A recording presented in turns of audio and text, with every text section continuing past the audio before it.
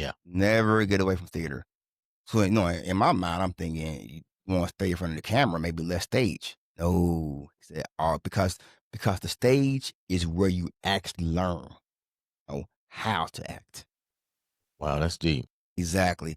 And so I probably would gravitate more towards theater as far as which one I like the best, but each has its pros and cons. Right. What's the pros and cons?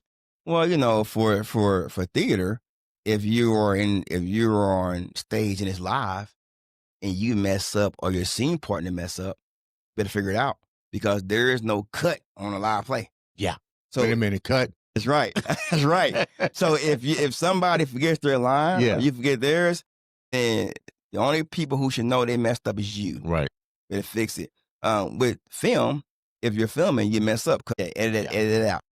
Yeah. So it's pros and cons. There's pros and cons with rehearsals or taxing with theater, because on the week of the play, you have rehearsal every day. Yeah. Film, you only come with your time to film.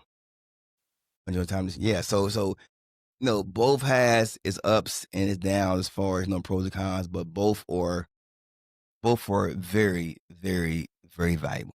Now, which one of the most memorable plays or films have you done and why? I think the most memorable play I've done was one that was recent early this year, and it was called Taken for Granted. And the reason why is because, first of all, the role that I had to play challenged me. I had to play a drug addict, a dope fiend, a crackhead. And playing those kind of roles are challenging because they're a crackhead, a dope fiend, their emotions are a roller coaster. And they're not steady at all. So I have to learn how to make that happen, to bring it to life and to make it believable to the audience. Creating a whole new person that is like almost different personalities. But also because the story is a story we see today in many places.